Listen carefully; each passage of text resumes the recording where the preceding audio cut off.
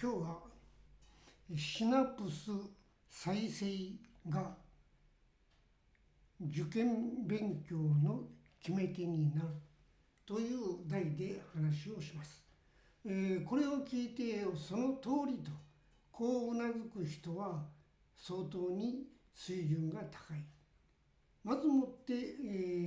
そういう人はいないと思います。そこでもう少し一時記憶と永久記憶について話をしますと、海馬に貯められたその日限りの一日の記憶は、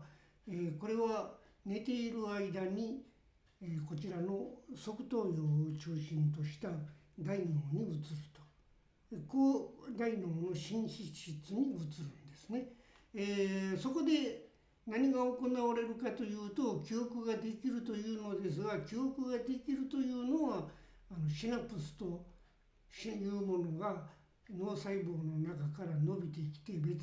別の細胞に接近をする。そのネットワークができて、そのネットワークが多ければ多いほど知識は多く、知識が多いとその人は優れた人だと、こういうことになります。それを人々は永久記憶と呼んできました。で、私もそういう言葉を使っていたのでありますが、実はこの永久記憶の永久というのは本当に永久かというとそうではありません。つまりシナプスがつながったんだから永久じゃないかと、昔はこのように人々は考えていたのですが、実は最近だんだん分かってきたことは、このシナプスが一応伸びてつながった。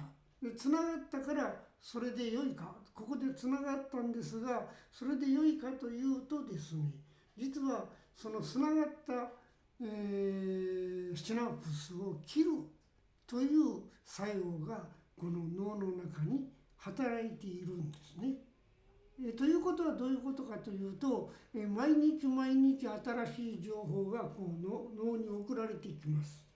で、送られてきますと当然それは膨大な量になってそれが動いているわけですが、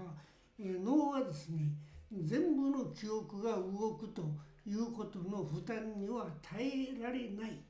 これは膨大なエネルギーを要するものでね、そこでどうするかというと、使わないもの、関心のないもののシナプスのところに虫のようなものがやってきて、それが切っているというわけなんで、その切っているというその映像が去年の電子顕微鏡で、実現している姿をテレビで映しておりました。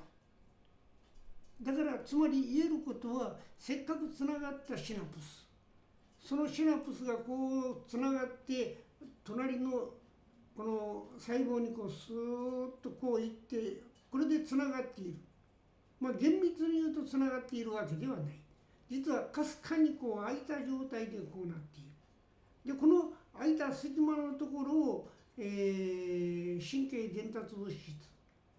これが放出をされて粒のような形になって、ここからこっちへパッと飛ぶ。そういう形でここまでやってきている電流がここで神経伝達物質に変えられてこっちへ送り込まれる。で、またシナプスが、そしてシナプスに入って、これが脳細胞、ここの脳細胞に入る。こういう形で脳細胞との間がシナプスで連携されているんですが、それをこう、虫が切ってしまう。こういうことが起こっているんですね。そこで、重要なことは、このつながっていたこの切られたシナプスをもう一度再生しなければいけない。だから例えば小学校中学校で覚えた知識です。これを実は自分は永遠だと思っているけれども、長い間使わない。そして、興味を持たなくなった時にですね、虫がやってきて切っている。でその切っている状態がずっとあるとですね、昔は知っていたはずなのに受験の時はそれが頭に浮かんでこないということになるでしょ。だから私がよく言うんだけれども、小学校中学校の勉強に戻って反復練習をしなさいというのはそのことなんですね。だけどこれはなかなか実行ができない。何しろ面白くないことだからね、できない。でそしてもう一つ、昔やったのだからできるはずだと思い込んでいる。いやそうではない、つまり虫がやってきてちょきちょきと切っているんだよと、こう説明をされれば、ああなるほどと思う。そこで、このシナプスをとにかく再生してだね、試験の時までこの昔覚えたことを全部維持するということが必要になる。でシナプス再生のためには何をすべきかというと2つしかない。1つは興味を持っていること、絶えず興味を持つこと。でもう一つは反復練習をすること。この2つしかない。でそのことによって一度切られたシナプスを再生することができる。で興味を持っておれば実際のところ自然にいろんな形で反復をして、頭の中で反復していますから、興味を持っておれば大丈夫なんだけども、興味のないことでやはりちゃんと試験の時までシナプスをつないでおかなければならないとなったら、この問題はこれは反復練習するしかない。だから日々勉強で反復練習するでしょ。でその反復練習をする時に自分が忘れていたことが反復練習でシナプスがつながるということがあるわけだ。これで、うまくいくんだけど、重要なことはつなげるというこの接合をする、切ったのを接合するために何が必要かというと、またもやこれはタンパク質が必要と、こういうことになるわけだから、受験勉強で勉強している時には新しいことを覚えるためにシナプスを伸ばしていってつなげる。これが一つと、もう一つは、切られてしまったシナプスを再生する。でつなげる、ね、この2つ、これをずっと繰り返していかなければならないわけですね。だから、要するに、永久記憶というのは永久ならずと、実を言うと永久ではないんですね。これをしっかりと覚えておいてもらわなければいけません。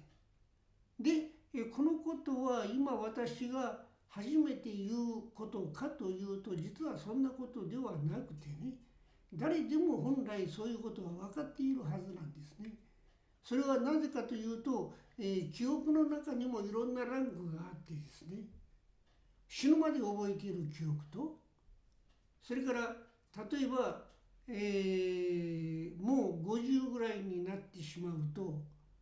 かなり昔のことも忘れている記憶と2通りあるでしょ。記憶のこう段階別にあるでしょ。例えば一つ外国語で言うとですね、私の経験では英語があって、ドイツ語フランス語があってロシア語も勉強した、イタリア語も勉強しました。